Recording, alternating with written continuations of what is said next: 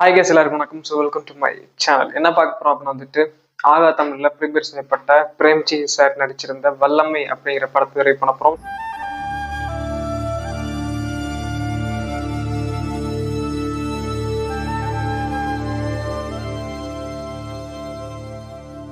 So இந்த வல்லமை வந்துட்டு எந்த மாதிரி இருக்குது, எந்த மாதிரி ஜானர் ஆஃப் கதையை கொண்டு இருக்குது அப்படிங்கிற பத்தி ஃபுல்லாக டீட்டெயிலில் பார்க்க போறோம். ஸோ வாங்க நாம வீடியோக்குள்ள போகலாம்.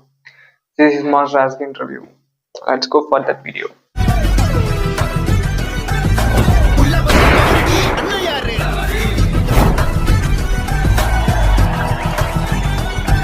பிரேம்ஜி சார் ஹீரோவா நடிச்சிருக்காரு. என்ன அப்படின்னா இது ஆகா தமிழ்ல ஓடிடில ரிலீஸ் பண்ணிருந்தாங்க. அது காரணம் என்னன்னு பாத்தீங்கன்னா வந்துட்டு இது வந்து ஒரு ஸ்மால் பட்ஜெட் படமா தான் இருக்கும்.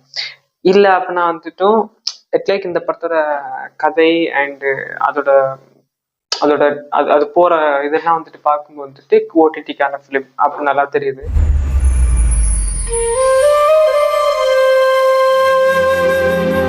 ஏன் அப்படின்னா வந்துட்டு இந்த படத்துல அவரு நடிச்சிருக்கிற கதாபாத்திரமும் அண்ட் அந்த கதையோட நோக்கமும் வந்துட்டு ஃபுல் அண்ட் ஃபுல் வேற. ஆனா இவரோட ஆக்டிங் எப்படி இருக்கு அப்படின்னு கேட்டீங்கன்னா வந்துட்டு யதார்த்தமா இல்லை.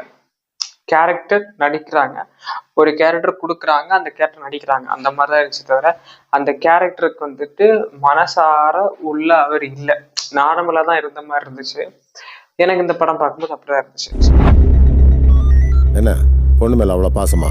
சார் அவதான் சார் என் உயிர், அவ இல்லைன்னா நான் இல்லை சார். ஸோ இந்த படத்தோட கதை என்ன அப்படின்னு கேட்டீங்கன்னா வந்து அப்பா பொண்ணு, இந்த அப்பா பொண்ணு வந்துட்டு என்ன பண்ணுது அப்படின்னா லைக் வந்துட்டு ஒரு கிராமத்துல வாழ்ந்துட்டு இருக்காங்க. அங்கிருந்து வந்துட்டு அவங்க ஒய்ஃப் இறந்ததுக்கு அப்புறம் அங்கிருந்து வெளியில வந்து சென்னையில வந்துட்டு வீடு தேடி அங்க வந்து வீடு எடுத்து அதுக்கப்புறம் அங்கிருந்து தான் பிள்ளைய படிக்க வச்சு எப்படியாவது ஒரு இடத்துல கொண்டு வரணும் அப்படின்னு நினைக்கிற ஒரு அப்பா.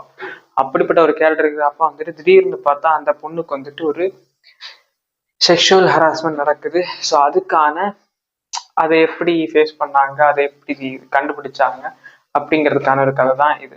இது நல்லா இருக்கா அப்படின்னு கேட்டா வந்துட்டு படமா பார்க்கும்போது நல்லா இருக்குது. ஒரு நல்ல ஒரு கருத்து தான் உள்ள கொண்டு இருக்கிறாங்க. அதை காமிக்கிற விதத்துல தான் வந்துட்டு ஃபெயிலியர் ஆயிட்டாங்க அப்படின்னு நான் நினைக்கிறேன். நீங்க இந்த படத்தை பார்த்தீங்க அப்படின்னு வந்து உங்களுக்கு பிடிச்சிருந்துச்சுன்னா கண்டிப்பா என்னோட கமெண்ட் சொல்லுங்க. எஸ் எனக்கு பிடிச்சிருக்குது அப்படின்ட்டு. எனக்கும் பிடிச்சிருக்குது. பட் ஆனா வந்துட்டு இன்னும் கொஞ்சம் கொஞ்சம் அவனோட எஃபர்ட்ஸை போட்டிருக்கலாமே அப்படிங்கறதுதான் என்னோட ஒரு கருத்து. ஏதோ வந்தோம் நின்னோம் நடிச்சோம் போனோம் அந்த மாதிரி இருக்கிற மாதிரி இருந்துச்சு. அந்த பொண்ணோட கேரக்டர் நல்லா இருந்துச்சு. அந்த பொண்ணு வந்துட்டு சில இடத்துல வந்துட்டு டப்பிங்ல கொடுத்துருக்குறாங்க, ரியாக்ஷன்ஸ்ல கோட் அவுட் இருக்காங்க, டப்பிங்ல கொடுத்துருக்குறாங்க. ஸோ அதையும் கொஞ்சம் சரி பண்ணிருக்கலாம். அண்ட் வந்துட்டு வேற என்ன அப்படின்னா இவன் தான் இதுக்கான காரணம் அப்படின்னு ஒரு விஷயம் தெரிஞ்சிருச்சு. இந்த பொண்ணுக்கு இப்ப நடந்ததுக்கான காரணம் இவன் தான். அதுக்கு என்ன பண்றாங்க அப்படின்னு வந்துட்டு அந்த குழந்தை பிளான் போடுது. 8ஆம் கிளாஸ் படிக்கிற ஒரு குழந்தை வந்து ஒரு பிளான் போடுது. இவனை இந்த மாதிரி பண்ணலாம், இவனை இப்படி போட்டு தரலாம், இவனை வந்துட்டு கொல்லலாம், இந்த மாதிரி கேமரா இருக்குது. ஸோ இதெல்லாம் குழந்தை பிளான் போட்டு அதுக்கப்புறம் அந்த இடத்துல அவனை கொல்றதுக்கும் ட்ரை பண்ணுது. அதை பண்ணவும் செய்யறாங்க. ஸோ அது வந்துட்டு கொஞ்சம் வித்தியாசமா ஒரு கதையா இருந்துச்சு. அதுக்கான தீர்வு வந்துட்டு எங்கேயுமே கிடைக்காது அப்படிங்கிறது வந்துட்டு தெரிஞ்சு அது நமக்கு பார்க்கும்போது தலைகுலிவான ஒரு இடம். பிகாஸ் வந்துட்டு அங்க என்ன நடக்கும் அப்படின்னா ஒரு டாக்டர்கிட்ட போவாங்க ஒரு கன்சல்ட் பண்றதுக்கு. அங்க வந்து கேட்டா வந்துட்டு கம்ப்ளைண்ட் எல்லாம் கொடுக்க வேணாம், நார்மலா விட்டுருங்க, எதிர்காலம் பாதிக்கப்படான்னு சொல்லுவாங்க. அப்படியே கட் பண்ணா வந்துட்டு இன்னொருத்தங்க ஹெல்ப் பண்ணு சொல்லுவாங்க. ஆனா அவங்களே பார்த்தா நம்ப முடியாத ஒரு கேரக்டிசமா இருக்கும். அதுக்கப்புறம் வந்துட்டு ஒரு இடத்துல வந்து என்ன பாத்தீங்க அப்படின்னா இது இது இது எப்படி பண்றது சார், நம்ம எதிர்காலம் இருக்குன்னு அப்பாவும் சொல்லுவார். ஆனா அந்த பொண்ணு தான் வந்துட்டு இல்ல முடியாது, எனக்கு அவ செத்தாதான் என் வலி ஆறும் அப்படின்னு சொல்லும். ஸோ அது வந்துட்டு ரொம்ப ஒரு மாதிரி டச்சிங்கா இருந்துச்சு இந்த படம் பார்க்கும்போது. அன்போ வலியோ திருப்பி கொடுக்கணும்பா.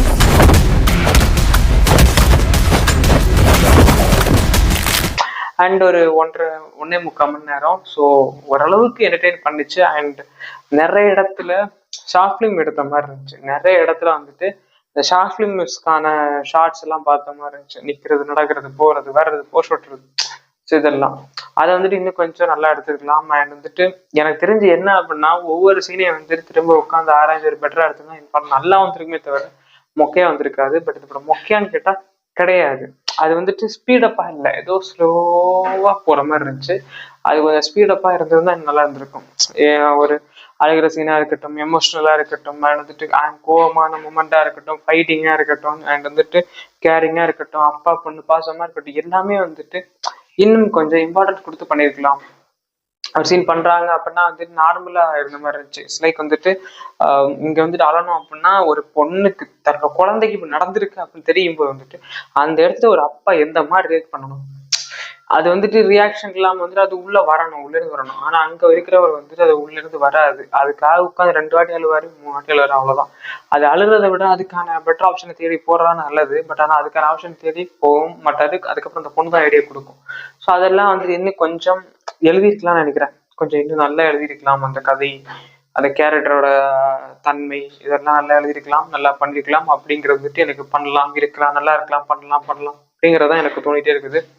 ஸோ எனக்கு இது பார்க்கும்போது வந்துட்டு ஓகே, ஒரு 5க்கு வந்துட்டு ஒரு 3 கொடுப்பேன் நான். அந்த அளவுக்கு இந்த படம் இருக்குது. மிச்சம் 2 எங்க போச்சு அப்படின்னா வந்துட்டு மிச்சம் 2 தான் இதுக்கான இந்த பாயிண்ட்ஸ் எல்லாம் வந்துட்டு கிளியர் பண்றதுக்கான ஒரு இடம்.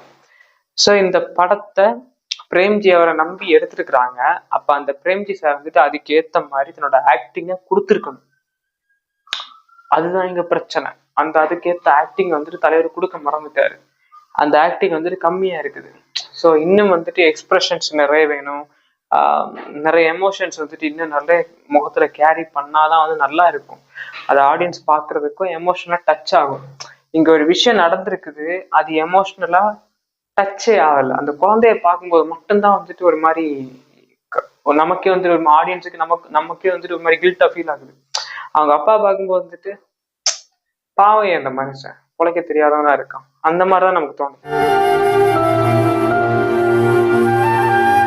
பணக்காரங்கிட்ட உதவி கேட்கறதுக்கு பஸ் ஸ்டாண்ட்ல உட்காந்து பிச்சை எடுத்துடலாம் சார். ஸோ அது நீங்க படம் பார்க்கும்போது உங்களுக்கும் அந்த மாதிரி தோணுதா அப்படிங்கிறத கண்டிப்பா கமெண்ட் சொல்லுங்க.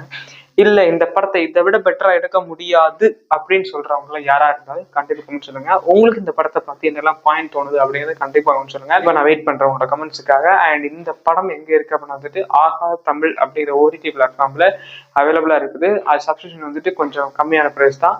ஸோ பிளே ஸ்டோர்ல அவைலபிளா இருக்க ஆப் அண்ட் டவுன்லோட் பண்ணி செக் பண்ணுங்க. வல்லமை உங்களுக்காக காத்து கொண்டிருக்கிறது. Bye guys.